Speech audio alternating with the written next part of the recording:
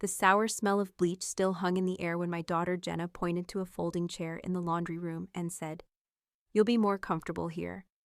Still clutching the pie I baked from her childhood recipe, I stepped past the dining table, already full, to where the washer hummed beside my place setting. While Travis, my own son-in-law, avoided eye contact, she added lightly, "Your perfume's a bit much for the meal." The same woman who once curled into my sweaters now flinched like my presence needed to be aired out. That's when I realized they weren't managing a scent. They were managing my erasure. So I finished my slice in silence, then scrubbed them from my will like a stain that finally came loose. Before we begin, may I ask, where in this big, beautiful world are you listening from? It's always a quiet honor to know who's sharing this space. Drop it in the comments, and don't forget to subscribe. Marianne steps through the front door, her heels clicking faintly on the hardwood. The warmth of the house hits her immediately, and for a moment she closes her eyes, taking it all in. She's trying to pretend this is just another Sunday dinner, the kind where everyone gathers around the table, eats too much, and laughs until they're hoarse. But something about the air today feels different, sharp. Maybe it's the way Travis looks up from the kitchen as she enters, his smile tight, eyes flicking toward the hallway. Or maybe it's the fact that Jenna's already got her arms folded in that way she does when something's off, even if she's trying to play it cool. "Jenna's setting up your spot," Travis says, his voice just a little too light, like he's already preparing for something. Marianne nods, giving him a smile that doesn't quite reach her eyes. She's not sure if she's more tired of pretending everything's fine, or if she just really wants this evening to be over already. She follows the scent of rosemary and garlic into the house, thinking about how nice it will be to finally sit down to a meal that isn't a hurried takeout. But instead of the dining room, where she's expecting to find her place at the table, Jenna leads her down the hall, past the kitchen, and into the laundry room. Marianne pauses at the threshold, blinking a few times as if she's misread the situation. The washer hums beside her, the rhythmic sound filling the space in an awkward, mechanical way. It's small, the kind of space that doesn't feel like it should be a room for people, but rather for detergents and mismatched socks. The folding table, some cheap thing you might throw together for a barbecue in a pinch, is set up in front of the dryer. A single folding chair faces it, the legs scratching slightly on the floor as she steps closer. "Jenna," Marianne says, her voice cautious. She looks up at her friend, who's standing in the doorway with a look on her face that says, "I know this is weird, but just go with it." "It's just more comfortable this way." Jenna's smile doesn't quite reach her eyes. "You know how strong your perfume is. We don't want to overwhelm anyone at the table." The words are light, but the way she says it, like it's an afterthought, a justification that feels hollow, hits Marianne harder than expected. She inhales, trying not to feel the sting of being singled out. She forces a smile, but it feels more like a grimace. "Of course," she murmurs, sitting down slowly, feeling the coldness of the chair against the backs of her legs. The faint, acidic scent of bleach clings to the air. The washer's hum blends into the silence, and it's as though the whole room is pressing in on her, too small, too cramped. There's a part of her that wants to laugh at the absurdity of it, but the laughter doesn't come. Instead, she stares at the plate of food in front of her, the brown roast chicken, green beans, mashed potatoes, and gravy. All too familiar, too perfect, but served on a table that doesn't belong. The clinking of dishes and the muffled laughter from the dining room feel miles away. Marianne eats mechanically, each bite dull and flavorless. It's like chewing through air. She wonders how long it will be before she can leave without anyone noticing. Minutes stretch on as she picks at her food, the quiet pressing in on her. Somewhere down the hall, Jenna and Travis laugh. Their voices are too loud, too carefree, and it makes Marianne's chest tighten, like they're laughing about something she's not a part of. The sound reminds her of the laughter that used to fill the dinner table, back when things didn't feel so fractured. The food tastes like nothing. She could be eating cardboard for all she cares. But she keeps eating, pushing it around on the plate, hoping the movement will make her look less alone. By the time the dinner ends, she hasn't made eye contact with anyone. She didn't even finish half her plate. The silence in the laundry room feels heavier now, like it's suffocating her from all sides. She's about to push her chair back when she hears a voice from the hallway. It's Clara's, cheerful, brimming with energy. Jenna, Travis, we're heading out. See you all next week? Jenna's voice replies, muffled, too casual. Of course. Take care. Marianne doesn't wait. She stands up abruptly, grabbing her purse, ignoring the way the chair scrapes against the floor. She's already out the door before anyone can stop her. Outside, the cool air of the evening hits her face. Her pulse is racing, but it's the kind of rush that feels like it's coming from somewhere deep within. Like her body's been holding something back for too long. Clara's car is parked in the driveway, its headlights casting a weak glow on the gravel. Marianne walks toward it, the sudden lump in her throat threatening to choke her. Her fingers fumble for her keys as she moves past Clara's parked car, but the moment she reaches the driveway, everything inside her comes crashing down. She stops dead in her tracks, unable to stop the tears that start to fall. They're slow at first, but they gather speed. A silent, unexpected storm. She presses her palms to her face, trying to hide the wetness, but it's no use. The weight of what happened tonight, the way they treated her, the way Jenna had dismissed her, has finally sunk in. She sinks to her knees in the middle of the driveway, her breath hitching with each sob. She feels stupid, vulnerable, broken. But she doesn't know how to explain it, how to tell them what it feels like to be invisible at the table she used to belong to. She stays there for a long time, alone under the cold sky, the sound of her own crying the only thing she can hear. Clara's car is parked in the driveway, its engine still warm, but Marianne doesn't move. She sits in the passenger seat, hands folded tightly in her lap, fingers twitching as if they want to do something, anything, to erase the heaviness in her chest. The cool night air presses against the car windows, but it's not enough to cool the heat creeping up her neck. Clara remains silent beside her, her presence a quiet comfort. They've known each other long enough that sometimes words are unnecessary. So when Marianne finally lifts her head, wiping her tear-streaked face with the sleeve of her jacket, Clara just waits. There's no question in her eyes, no pity, just patience. I don't know what happened, Marianne says, her voice quiet and raw. Her eyes fall to her lap, unable to meet Clara's. It all feels like I'm invisible, like I never mattered at all, like they've just been pretending this whole time. Clara shifts in her seat, jaw tight. This isn't new. You just finally saw it clearly. Marianne blinks, startled. She turns to Clara, eyes wide with surprise. What do you mean? I thought I was being careful, trying to fit in, make things better. I thought they were just being considerate, protecting me from something. She lets out a bitter laugh, her voice cracking. But I didn't know I was being erased.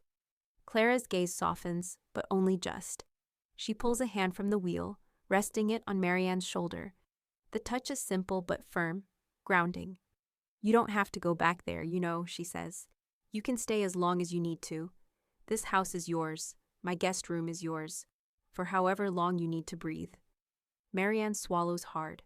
The weight of Clara's words hangs in the air, but there's something in them, a promise, a relief, that makes Marianne feel both overwhelmed and, for the first time in a long while, seen. I'm not going back tonight, Marianne says, though it feels more like a question she hasn't yet fully answered. She opens the door, the cold air hitting her with a slap of reality. It's grounding, giving her a moment of clarity. Take your time, Clara murmurs, already checking something on her phone. Not rushing her, not forcing anything. The next morning, Marianne goes back for her things. The sky is overcast, and the air is still sharp from last night's chill.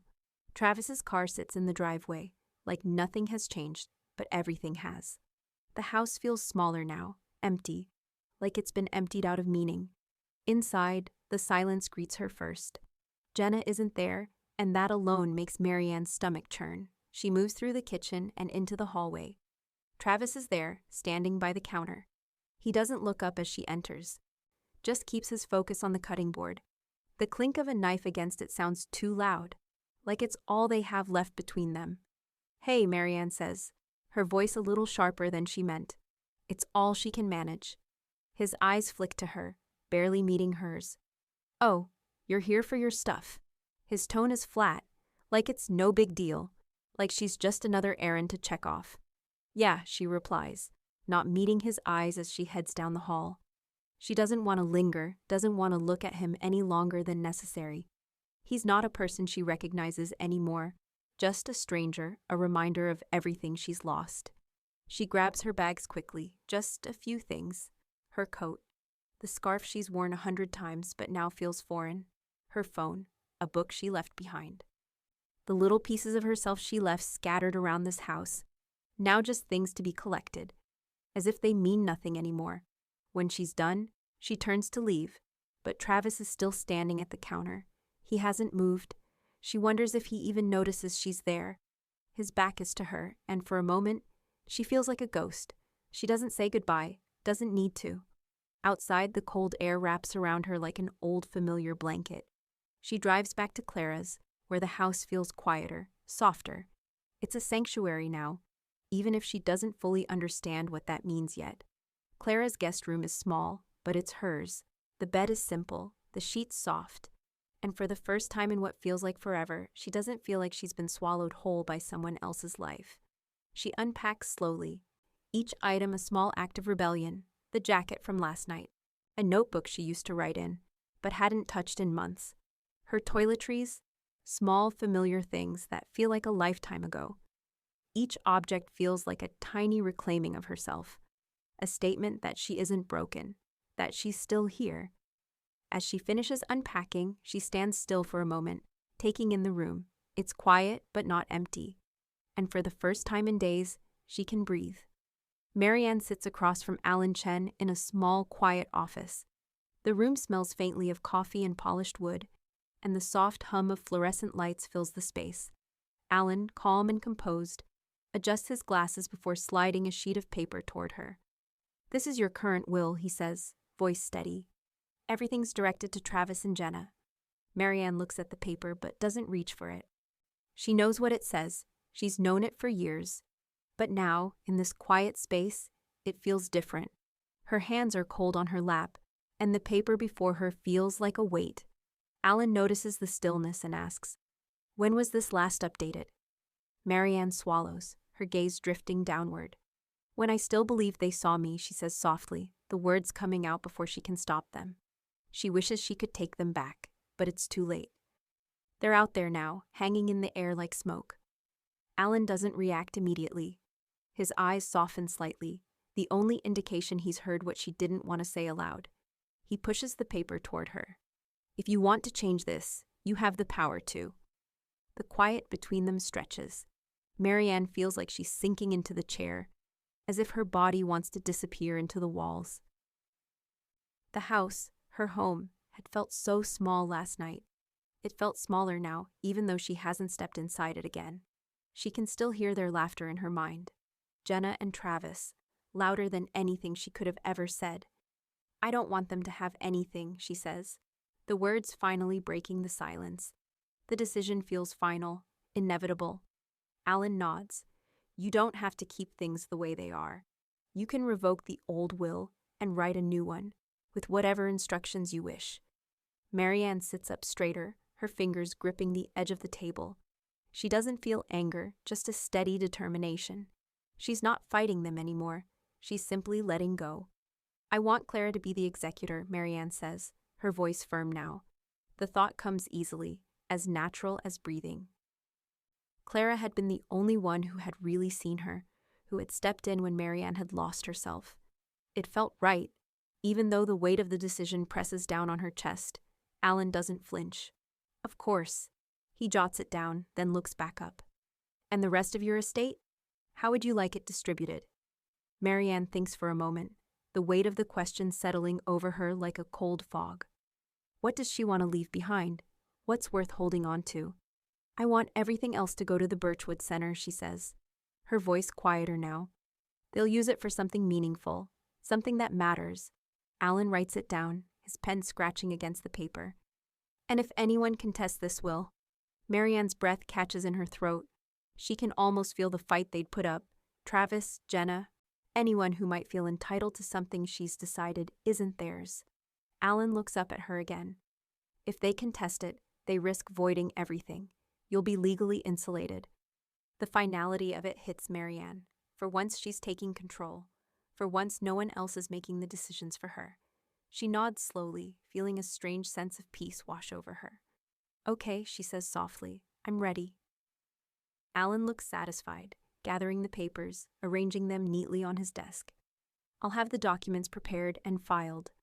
Once this is done, everything will be set in stone. Marianne stands, still feeling the cool weight of the paper in her hands. It feels so light now, so small, an old life she's leaving behind. I'll take it from here, she says, her voice steady and sure. She doesn't need anyone else to decide for her. She's done with that. The world feels different now, and for the first time in a long while, Marianne realizes she's not just surviving. She's reclaiming her life. As she walks out of Alan's office, the door clicking softly behind her, she feels a sense of clarity. The path ahead is still unclear, but for the first time in years, it's hers to choose. And that, for now, is enough. Marianne stood in front of the storage unit, its metal door heavy with the weight of years. The air inside smelled of dust and forgotten things. Old cardboard boxes and plastic bins lined the shelves. Some stacked high, others toppled over like they'd been abandoned in a hurry. She had always known this day would come, but now that it was here, it felt more like a slow suffocation than an inevitable task. She yanked open the door, and the stale, musty air rushed out, mingling with the faint scent of her own unease. In front of her were the remnants of a life she'd been holding on to, whether out of habit or denial. A stack of quilts, once soft and warm, now faded and stiff, lay haphazardly in one corner. Photo frames, cracked and gathering dust, sat beside them like small markers of everything she had lost. Her fingers brushed over the edges of a bin, and she pulled it toward her, examining the contents. Old keepsakes, handwritten letters, dried flowers, a few trinkets that had once meant something. Meaningless, she thought. A low, empty ache spread through her chest. Her life, stored away in this cramped room, had somehow lost its weight. This was it, wasn't it? Her past, packed away, forgotten. A soft shuffle behind her broke the silence. Marianne didn't have to look up to know who it was. Jenna thought it'd help you feel unburdened, Travis said, his voice tentative, uncertain. She didn't turn to face him, didn't need to. She knew why he was here. He always thought she needed help. He always thought that he knew best. Tell her I already handled that, Marianne replied, her voice cold and steady, the words leaving her mouth without hesitation, legally. There was a silence between them, thick with years of unspoken things. She could feel Travis standing there, unsure of how to move forward, unsure of what to say. She didn't care. The decision had been made. The past was sealed away in that will, and it had nothing to do with them anymore. Slowly, without another word, Marianne began loading the bins into her car. One by one, she lifted them, feeling their weight, no longer heavy with meaning, just with the remnants of a life she was done with. She didn't wait for Travis to offer help. She didn't want it. When she finished, she slammed the trunk shut, the finality of the sound echoing in the stillness of the parking lot. She didn't look back at the storage unit. It was gone, all of it. At Clara's apartment that evening, the air felt different. The weight that had settled in Marianne's chest seemed to lift, if only a little. Clara poured them both glasses of red wine, the deep red liquid catching the light as she passed one to Marianne. To new beginnings, Clara said softly, her voice warm. Marianne raised her glass, the weight of the past still tugging at her, but lighter now. To endings, she replied, her voice steady yet soft. She didn't expect the smile that followed, but it came, genuine and unguarded, and it felt good. They spent the evening talking, laughing. For the first time in what felt like forever, Marianne laughed. The sound unfamiliar, but welcome. It wasn't forced or hollow. It came from somewhere deeper, somewhere she'd almost forgotten existed. When the night drew to a close, Clara offered to drive her home, but Marianne shook her head. She wasn't going home, not yet, not to that house. Instead, she went to the Birchwood Center the next morning, ready to begin something new. She had signed up to teach basic computer skills. It wasn't much, but it was enough. It was real. It was hers. As she walked through the door, the warm, welcoming faces of the people inside greeted her. They didn't know her past, and that was a relief. She was ready to build something that was truly her own. And as the door closed behind her, she realized something she hadn't allowed herself to admit until now. She wasn't just surviving, she was finally living. Marianne walked into the library, the smell of books and old wood embracing her like a familiar comfort. The air was quiet, save for the soft murmur of whispers from distant corners where people were absorbed in their worlds. The morning light streamed through tall windows, illuminating the quiet hum of the place. She made her way to a small table near the back, where Emily sat, already waiting for her. Emily looked up as Marianne approached, her face lighting up with a smile. She was still young, her features soft, her eyes open and full of questions, always seeking something deeper, something Marianne had always struggled to give. "Hi, Grandma," Emily said, her voice warm but tinged with uncertainty. She motioned for Marianne to sit, her fingers fidgeting with the edge of the library's overdue notice. "Hey, kiddo," Marianne replied, settling down across from her. She studied Emily for a moment, taking in the familiar curve of her nose, the softness of her jawline, the way she still wore her youth like a badge, unapologetically full of hope. It made Marianne feel older than her years, as if the weight of the past was pressing her down, too heavy to shrug off. They sat in silence for a beat, the quiet comfort of the library wrapping around them. Marianne wasn't sure where to start. There was so much to say, but she hadn't even figured out how to say any of it yet. The last few weeks had been a blur, a slow shedding of layers she'd once thought were part of her. Emily broke the silence, her voice tentative. "I don't really know what to say. I've missed you, Grandma. I miss the way you used to be, before." Marianne nodded slowly, her eyes tracing the lines of Emily's hands as they clasped nervously. It was a question she wasn't prepared to answer, yet it was one that hung between them like an unspoken truth. Before everything had changed. "Sometimes we outgrow roles other people wrote for us," Marianne said quietly, her fingers brushing the edge of the table. She wasn't sure why she said it, but it felt right. It was as much for herself as it was for Emily. The words hung in the air, heavy with the weight of them. Emily's eyes widened, her expression faltering, then softening. She blinked a few times, like she was processing something too big for her young heart to understand. "I didn't know how bad it was," Emily said, her voice trembling. Her eyes welled up, and before Marianne could stop it, the first tear slipped down her cheek. "I just knew you were quieter. I thought it was me, that I wasn't enough." Marianne felt her chest tighten. She didn't know how to explain the distance that had grown between them. It was like something had been hollowed out of her, leaving her empty, only half present in the moments that should have mattered. And Emily, sweet, sensitive Emily, had felt that void more keenly than anyone. Marianne reached across the table, her hand covering Emily's. She didn't have the words to make it right, but she wanted Emily to know that it wasn't her fault. "It wasn't you, sweetheart," she said softly. "It was me. I was lost, but I'm finding my way back now." Emily's face crumpled, and the tears began to fall freely. Marianne felt a pang in her heart, seeing the girl she'd once been, the girl who had tried so hard to please everyone, to hold it all together, reflected in her granddaughter. Marianne had never wanted Emily to feel like she was responsible for the weight of her silence. After a long moment, Marianne pulled something from her bag, a small leather-bound journal. She slid it toward Emily with a quiet smile. "Write what matters, not what's polite," she said, her voice low and steady. "It's the only way to find what you really want to say." Emily looked at the journal, her tears still fresh, but something in her eyes shifted. She hadn't expected that.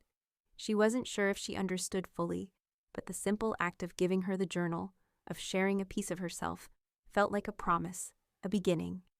That evening, back at Clara's apartment, the weight of the day lingered. They sat on the couch, wine glasses in hand, the flicker of a lamp casting shadows on the walls. Clara had been quiet for a while, but then, as if she needed to share something too, she picked up a small notebook from the coffee table. "I wrote something," Clara said, her voice soft but deliberate. She opened the book, her fingers hesitating over the page for a moment, before she began to read aloud. "I am unseen, a shadow of who I was. I used to speak, but my words never found their place." Marianne listened, feeling each word like a pang in her chest. her own silence mirrored in Clara's poem. The words were raw, and for the first time in a long time, Marianne felt a deep, resonant understanding of what Clara had been carrying, just as she had carried her own unspoken grief. When Clara finished, she looked up at Marianne, waiting. Marianne could only smile softly, the weight in her chest slowly lifting. "I think I want to start writing too," Marianne said quietly. The words surprising her. She had never thought of herself as a writer, but tonight they felt like a natural next step. Clara smiled warmly, reaching out to squeeze Marianne's hand. "I think that's a good idea," she said. And for the first time in a long while, Marianne didn't feel like she was invisible anymore. The subject line read, "Hope to reconnect." I stared at the email, unread, letting the glow of the screen illuminate the kitchen counter. The cursor hovered over it like a dare. I clicked. Polite, vaguely warm, careful in the way only a well-rehearsed family message could be. "Marianne, we'd love to see you at the house next Sunday. Just a casual thing. Everyone's around. Hope you're well. Love, Ellen." No mention of what had been said, or not said. No acknowledgement of the silence that had stretched years wide. Just a placeholder invitation, like they'd never stop pretending everything was fine. Clara was leaning against the doorway with a dish towel slung over her shoulder, sipping lukewarm tea. She caught the flicker of my expression. "Let me guess," she said. "An olive branch that smells like Lysol?" I gave her a tired smile. "Close. A Sunday roast with a side of amnesia." She came over, reading the screen. "They don't miss you. They miss control, not connection." That hit harder than I expected. I closed the laptop slowly. "I'm not going. You don't need to explain." But I did reply. I kept it short, careful, still firm. "Thanks for thinking of me. I'm exactly where I belong right now." I meant it. The next morning, I walked into the Birchwood Community Center for the first time as a participant, not just an observer. It smelled faintly of old coffee and dry erase markers. There were folding chairs in a loose circle and a small table with a dented tin of cookies no one touched. The memoir writing group had maybe 9 people, mostly women, mostly gray-haired. I recognized faces I'd seen at the grocery store or across the lawn, but we hadn't spoken beyond neighborly nods. Clara squeezed my hand before she left me there. "Write something true," she whispered. I had. And it scared me. When my turn came, I stood slowly and unfolded the paper from my bag. My hands shook, not dramatically, just enough to feel. "Laundry chair, empty plate," I read. About how, in our old house, there was a chair in the corner of the bedroom, piled high with clean clothes no one ever put away. A leaning tower of neglect. About how the dinner plate I always set for myself stayed untouched more often than not. About how silence didn't just live in the house, it settled in, took up residence, wore my slippers. The words felt raw coming out of my mouth, not polished, not literary, just true. For a second after I finished, no one moved. Then someone, quietly, clapped. Another joined in. And then, all at once, the room filled with soft, steady applause. Not the performative kind. The kind that said, "We heard you." I sat down, a little breathless. My cheeks were warm. But something loosened in me too.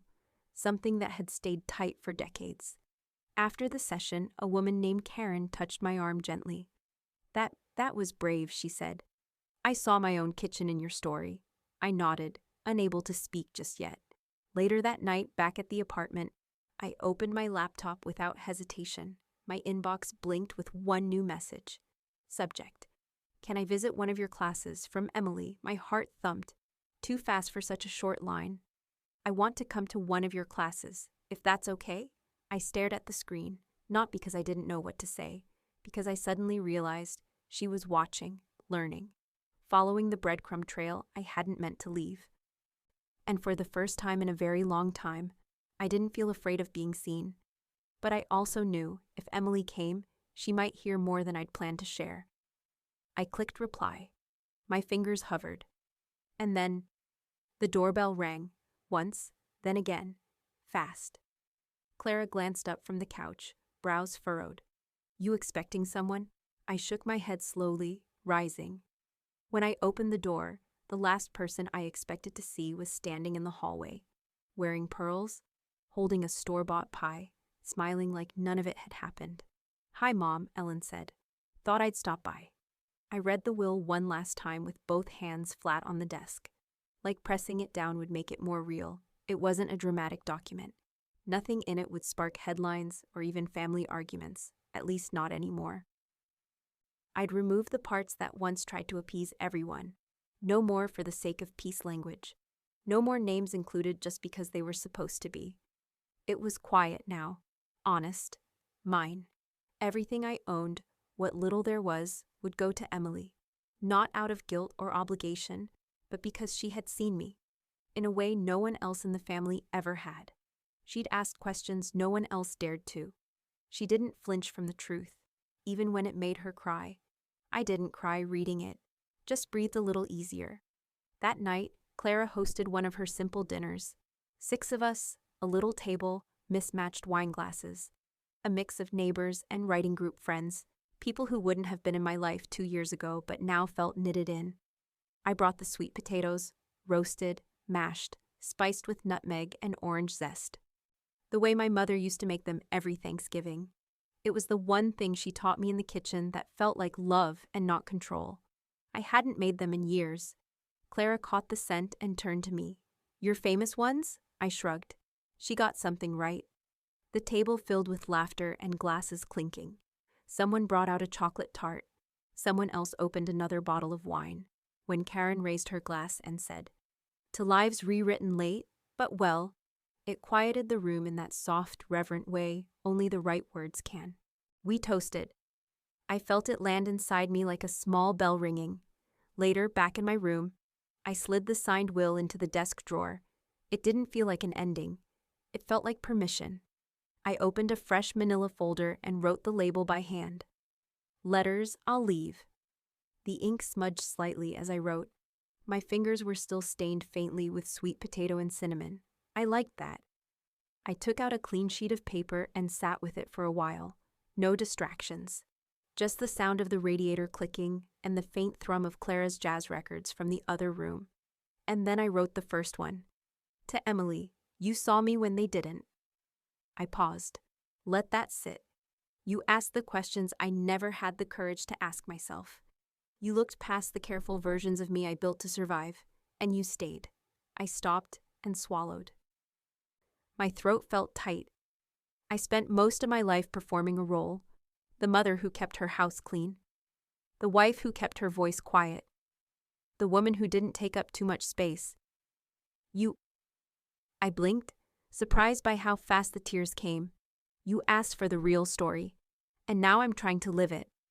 I folded the letter slowly, no envelope yet. Just the act of folding it felt ceremonial, like tucking something sacred into a smaller space. I didn't hear the footsteps until they were right outside the door. "Marianne?" Clara knocked gently. "You've got another visitor." I frowned. "It's almost 9. She said it was important." I followed Clara into the front room. And there she was, again. Ellen. Same pearls, no pie this time. Just a legal envelope clutched tightly in both hands. "I'm not here to fight," she said quickly. I need to show you something." Clara looked at me. I nodded, and she slipped quietly down the hall. Ellen opened the envelope and slid a few pages across the table. Her eyes were glossy. I changed mine too.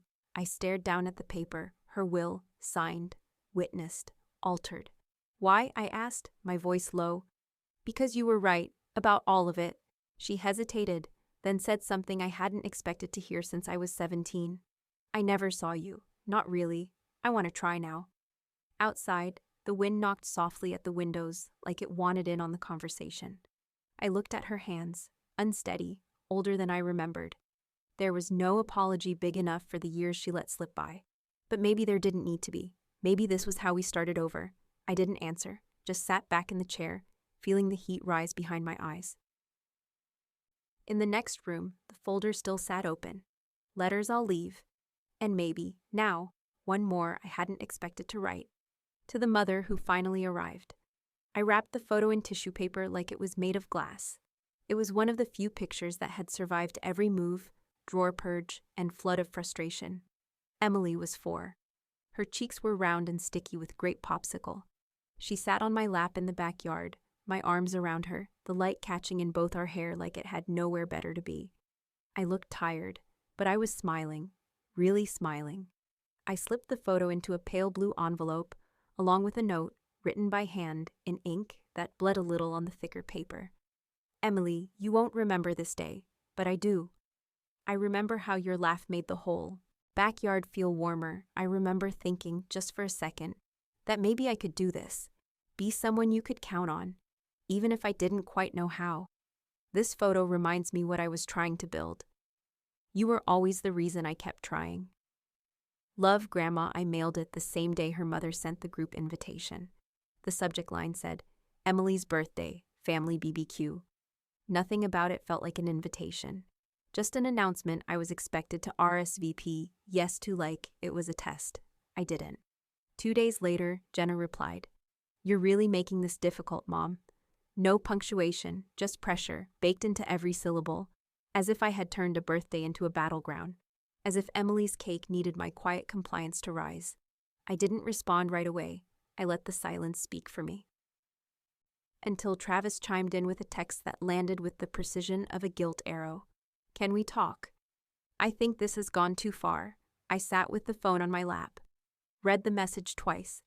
Then I slid it across the table toward Clara, who was slicing apples into a bowl like she'd been waiting for something to do with her hands. She read the screen and exhaled slowly. He means well, she said, but meaning well isn't the same as being well.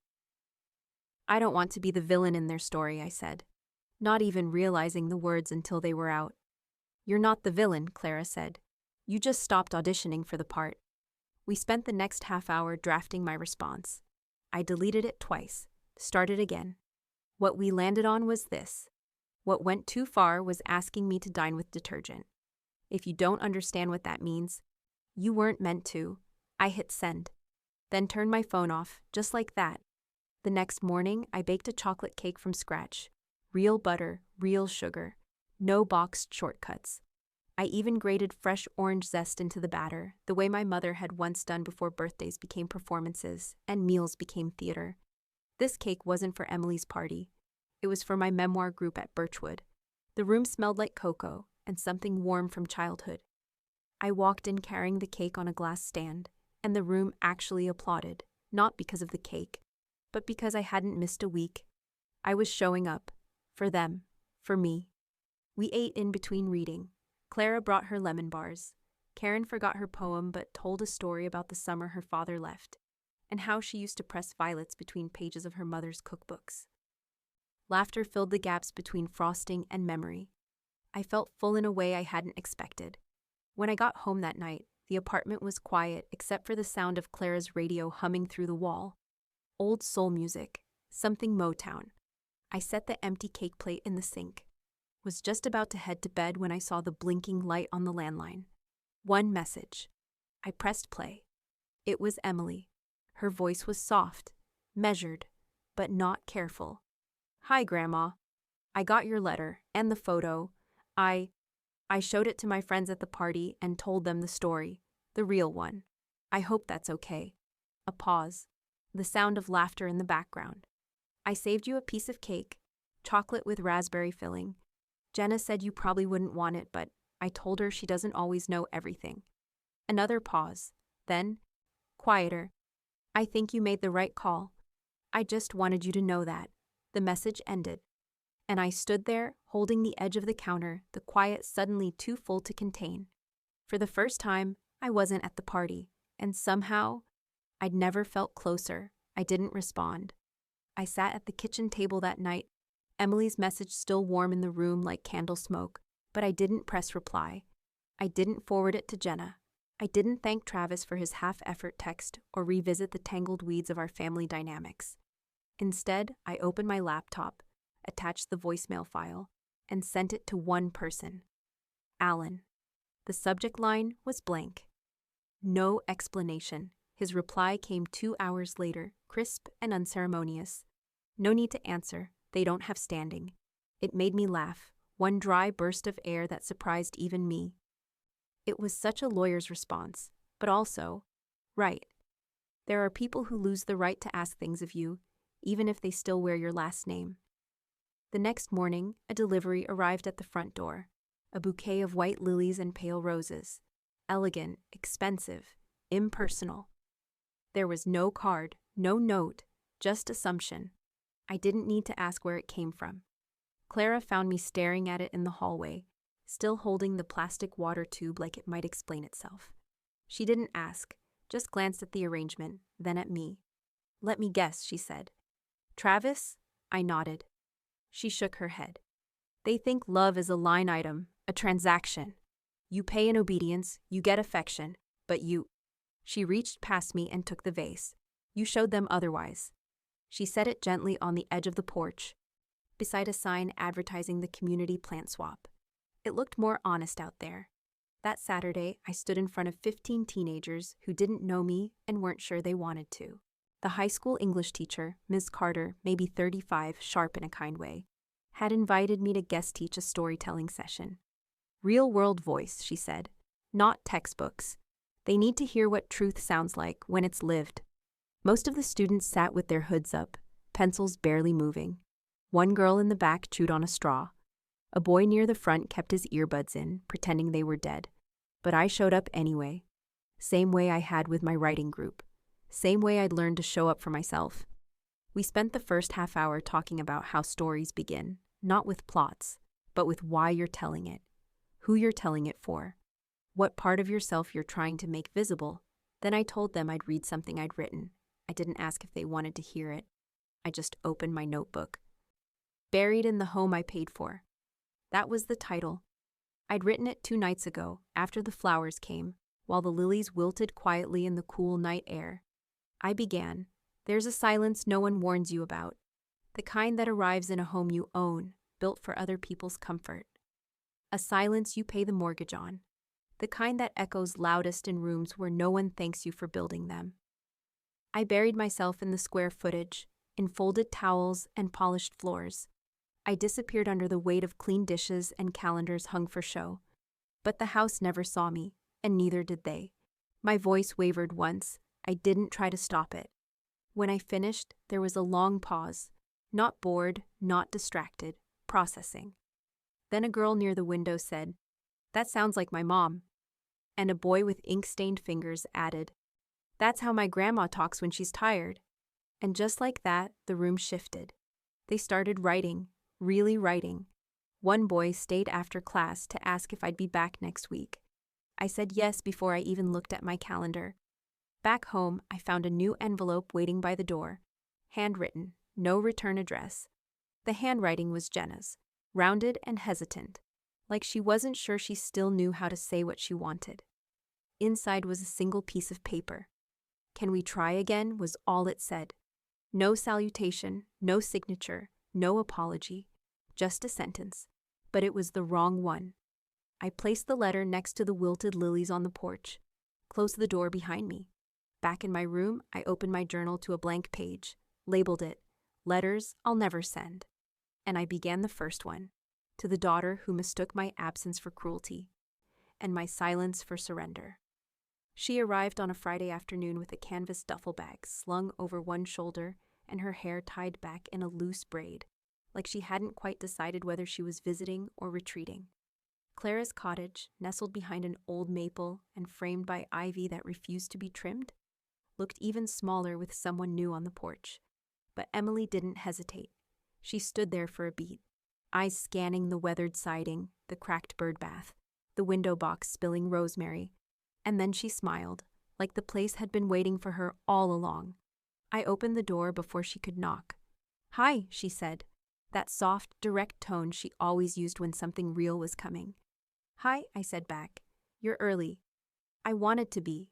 Inside, the cottage smelled like warm lemon oil and the faint trace of old music.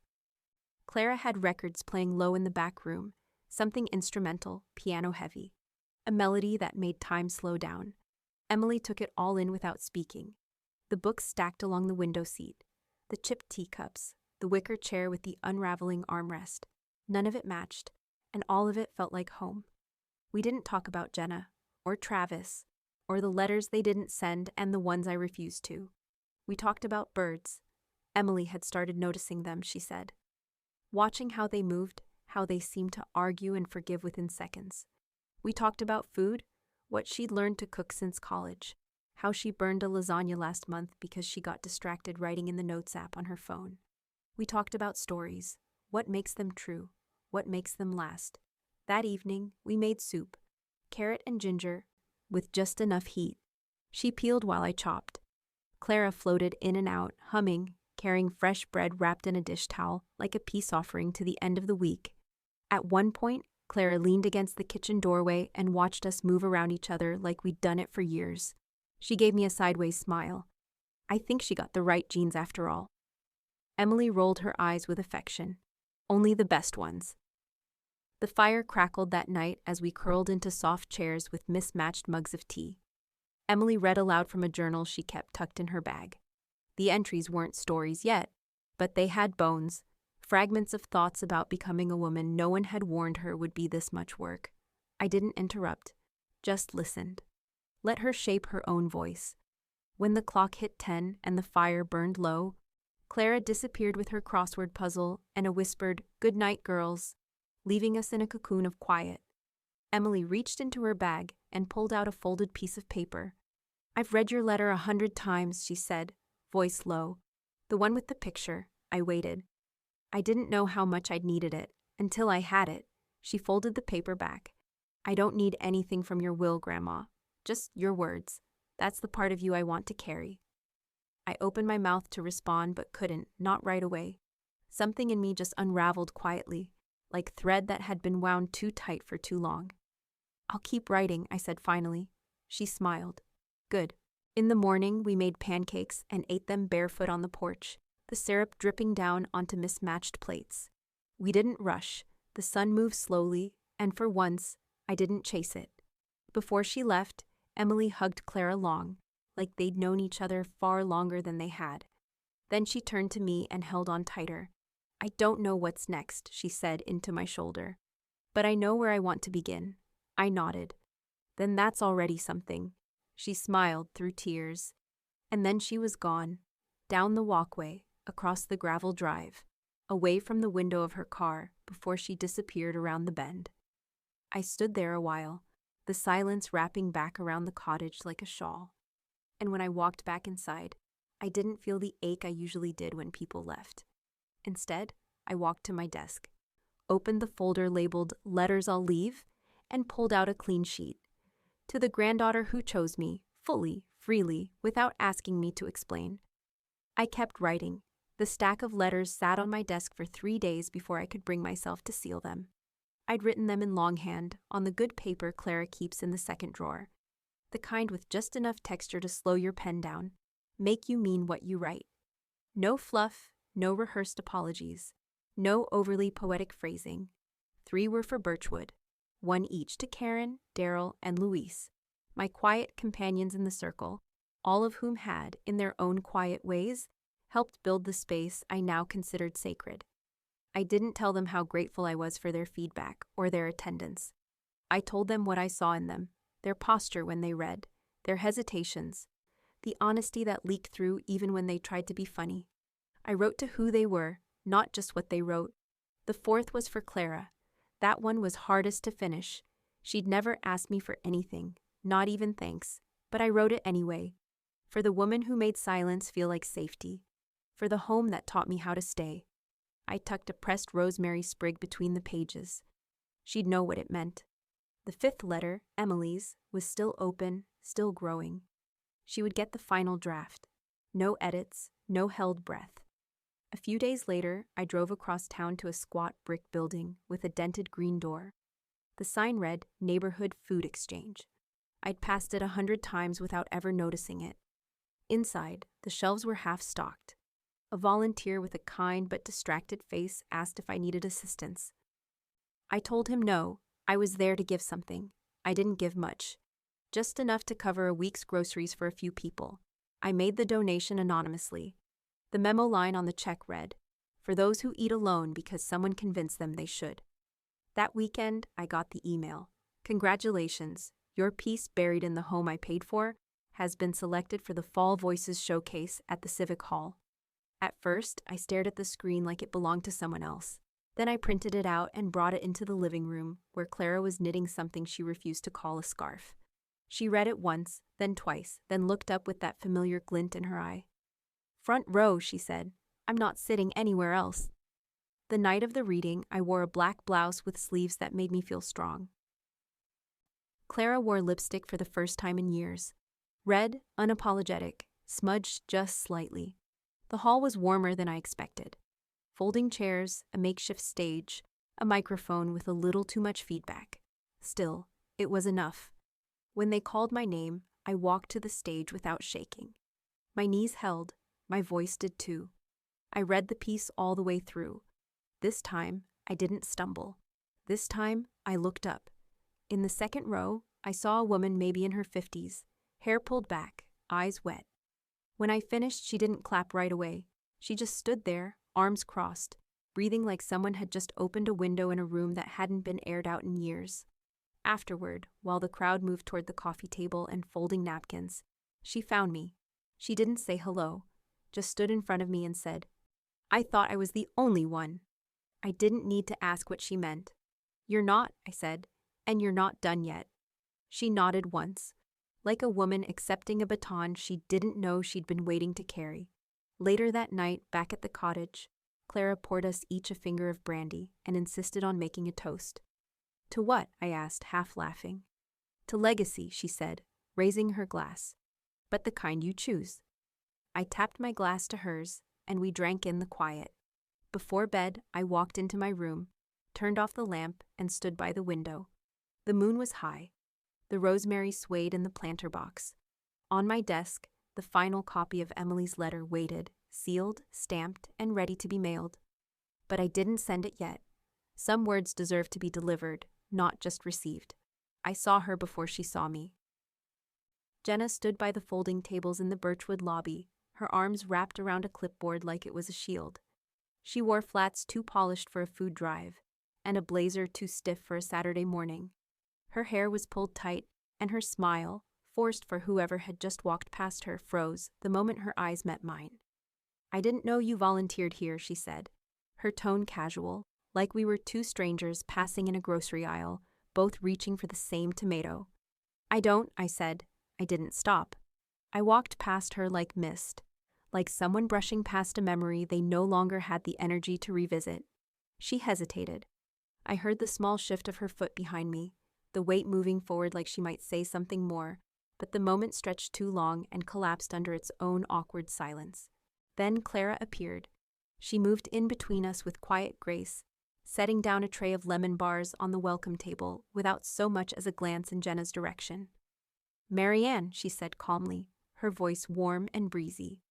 "They've asked if you'll help set up chairs in the reading room." I nodded, grateful. I didn't look back. By the time the table was arranged and the coffee urns were warm, Jenna was gone. No confrontation, no apology, just absence. Again. Later that night, Alan called. I could hear wind in the background. He was probably walking his dog or pacing in his garden like he always did when something was on his mind. "She showed up at Birchwood," I said, before he could get to the pleasantries. "I know," he replied. "They called me, thought I should be aware." "Do I need to do anything?" "No, your plan is secure.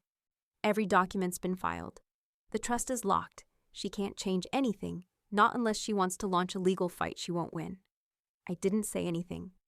"They're not trying to undo your choices," he added. "They're just trying to get close enough to influence them." That landed hard, and true. But proximity, he said, doesn't equal entitlement. That evening, I found Clara in the kitchen, stirring a pot of lentil soup, humming under her breath. I leaned against the counter. "I want to plan something," I said. She turned, eyebrows raised. "Not a funeral," I clarified. "A memory night.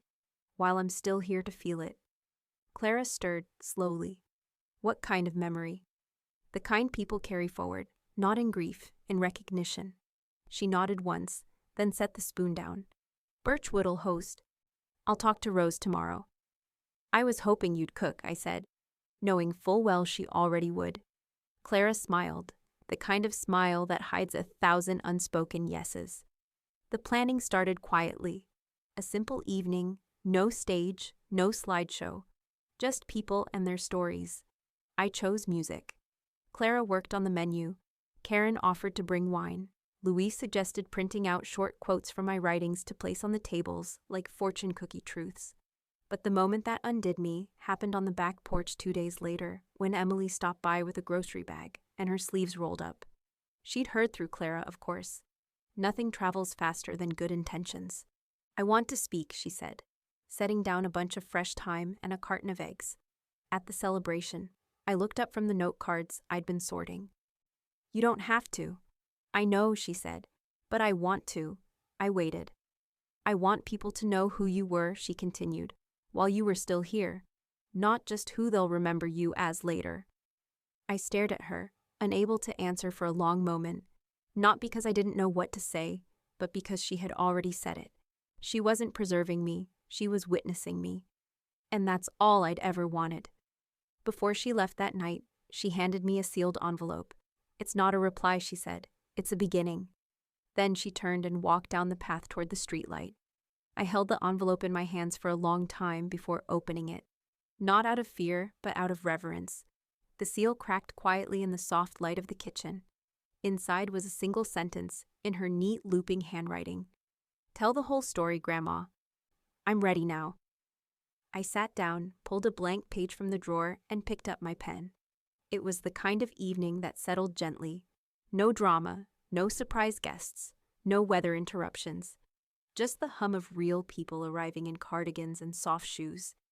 Their voices hushed in that reverent, early autumn way, as if even the leaves knew not to make too much noise. Birchwood's main room had been transformed. Not theatrically, just intentionally. Fairy lights looped above the windows like someone had taken the time to care. The tables were round, the chairs mismatched, the soup simmering in slow cookers along the back wall. Clara's rosemary bread filled the air like a memory. There were mason jars of cider and platters of shortbread. No one had asked for name tags. Louise stood by the speaker setup, fiddling with the playlist of old jazz I'd picked out. Karen wore a velvet scarf. Someone brought a photo of me from the reading at Civic Hall and propped it up on a side table near the cups.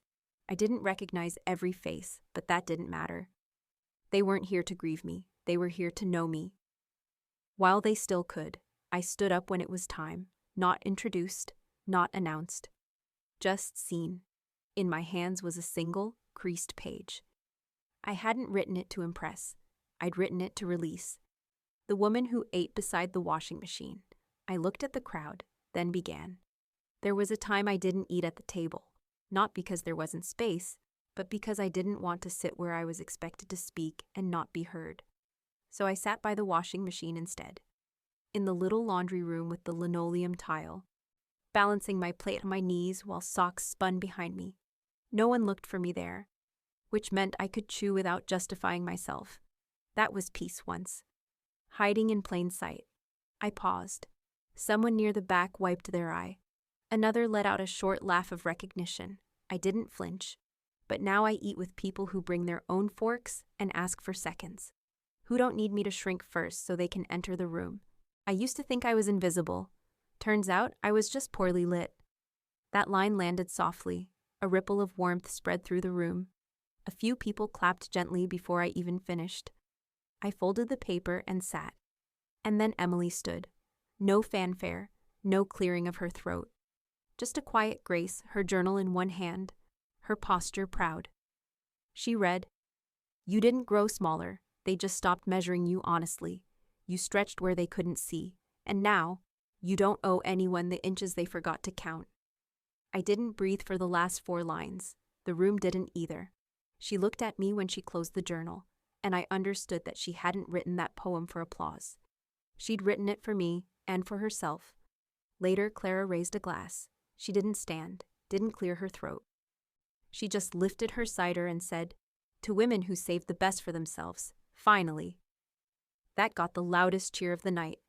Not wild, just true. People lingered afterward. Nobody rushed. No one said, "Well, this was nice." In that way that really means, "Let's wrap this up." They stayed. And for the first time in my life, I didn't feel like I had to hover or serve or apologize for taking up room. There was no folding chair creaking under someone else's judgment. No smell of bleach in the air to make things look clean but feel hollow.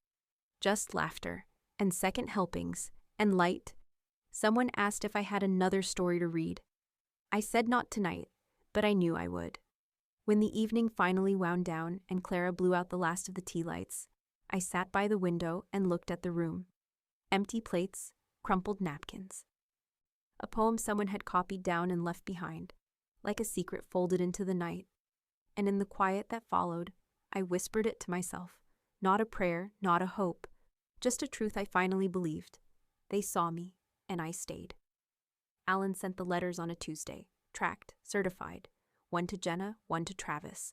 Neither wrapped in nicety, just envelope and law. Inside, a summary of the will, notarized and final. 0 inheritance, 0 property, 0 discussion. But he'd suggested I include something else, if I wanted to. Closure, he said, didn't always look like silence, so I added a copy of my memoir, one of the early printings from the Birchwood press run. Thin, imperfect binding, the cover photo slightly off-center, me on Clara's porch, holding a teacup and not apologizing for once. Each copy wrapped in a pale gray ribbon. Each one tucked with the same note, handwritten in my oldest cursive. This is the only story I owe you. No explanations, no defense, just a line they'd have to choose whether to read or ignore. The voicemail came 3 days later. Jenna's voice was breathless, tight in that particular way she'd mastered when trying to sound composed while furious. I don't understand how you could do this, she began. This stunt. After everything we've been through. You think a book and a legal notice replace? I deleted it halfway through, not out of spite, out of peace. There was no version of me left who would hit rewind just to get wounded more thoroughly. That Saturday, Clara picked me up in her car, a forest green station wagon that smelled like pine needles and lemon balm. She didn't say where we were going, just tossed a blanket into the back seat and pointed at the glove box. Sandwiches, she said. Wraps. I even brought real napkins this time. We drove out past the city's edge, where the roads narrowed and the map forgot to follow. The trees thickened. The air lost its echo. When we reached a wide pull-off by a trailhead, she parked. There was a picnic table halfway down the hill, shaded by birch trees and half-forgotten wildflowers. She laid the blanket on the bench like she'd been doing this for years.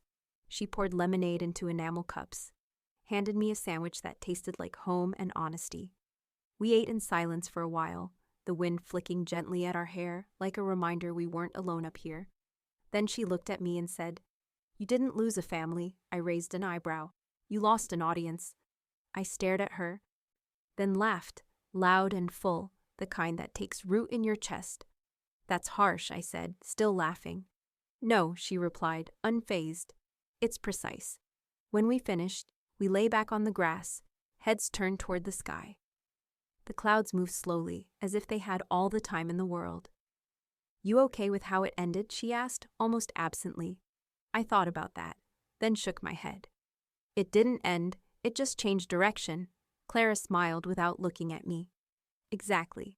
That evening, after the sun dipped and we returned to the quiet of the cottage, I found a message waiting on my phone. Not a voicemail, a photo, from Emily. She'd just moved into her new dorm. The image was of her bookshelf, half filled with poetry collections and well-worn novels. But right in the center, lit by soft afternoon light, stood Memoir of a Living Woman. She'd propped it upright, displayed like it mattered, like it belonged. No caption, just the image. I stared at it until the screen dimmed. I walked out to the porch, phone still in hand. The sky above was lavender now, streaked with the last threads of sunset. The rosemary in the planter box stirred in the breeze. Clara came out and joined me, 2 mugs in hand. I didn't say a word, just passed her the phone. She looked at the photo for a long time, then handed it back. "She's telling the story now too," she said. I nodded. "She's carrying you without dragging you." I nodded again, slower this time. And just before we turned in for the night, I said it aloud for the first time. "She's the legacy. Not the book, not the letters, not the fight I refused to have. Her. And Clara, with all the grace of someone who already knew, raised her mug and said, "Exactly." It happened in early spring, 3 years after the picnic, 2 years after the memoir found its small but loyal audience, and exactly 1 week after Emily's 21st birthday. Marianne went quietly, no drama, no ceremony, just the slow, patient kind of leaving that felt less like disappearance and more like completion. Clara was beside her, one hand on her wrist, counting breaths the way she'd counted knitting stitches for decades. Emily sat by the window, reading aloud from Memoir of a Living Woman, her voice steady until it wasn't. The last words Marianne heard were her own. When the breath finally left her, Clara didn't cry. She exhaled, a release, not a loss. Emily pressed her hand to Marianne's, still warm, and whispered, "Thank you for staying long enough." Birchwood handled the memorial the way Marianne would have wanted. No flowers, no piano, no long-winded tributes. Just readings. Words, unpolished and real. The community room was full. Writers, neighbors, the high school students she'd once taught to tell the truth in complete sentences. Clara had organized everything with ruthless tenderness. There were chairs but no stage, cider but no champagne. On every table sat a single copy of the memoir, dog-eared and softened by time. A note tucked inside the cover read, "Take one if you'll read it, leave it if you won't." Alan stood near the back, legal papers folded neatly in his coat pocket. He didn't speak to the crowd. He didn't need to. His job had been done months earlier, perfectly. Jenna and Travis had been notified, of course. By law, they had to be. "Your mother has passed. Per her estate, there will be no inheritance. This matter is closed." Alan sent it himself, couriered by hand. They didn't come. The money went where she'd promised, half to Birchwood's literacy fund, half to the neighborhood food exchange. Enough to keep both running comfortably for years. But the true currency, her stories, moved even further. A small press in Vermont picked up the memoir, reissuing it under a new title, The Quiet Revolution of Marianne Lake. It became a book club staple for women who had spent too long swallowing themselves. At the memorial, Emily stepped up when it was time to speak. She didn't unfold notes. She didn't fidget. She just held the mic the way her grandmother used to hold a pen, steady, deliberate, unashamed. "She left me stories instead of shame," Emily said. "And I'll carry both, because they belong together. The stories are what made the shame survivable. The shame is what made the stories necessary." A silence followed, the kind that feels like prayer but isn't. Clara, from the front row, dabbed her eyes with a napkin she pretended was a handkerchief. After the readings, everyone gathered outside behind the center, where a young oak tree stretched up from a patch of grass that hadn't existed a decade ago. Marianne had helped plant it the week she'd first moved out of her old house, the same week she'd started writing again. Clara carried the urn. It wasn't ornate, just simple clay, handmade by one of the Birchwood artists. She unscrewed the lid slowly, as if opening a door. The ashes were light, softer than sand. Clara's hand didn't shake when she scattered them around the roots. Emily knelt beside her, pressing her palm to the earth. "She liked this spot," she murmured. Said it looked like the kind of place you could rest without anyone trying to tidy you up. Clara smiled through her tears. "That sounds about right." The crowd drifted away by sunset, leaving just the two of them, the woman who'd held her hand through endings and the girl who would write the next beginning.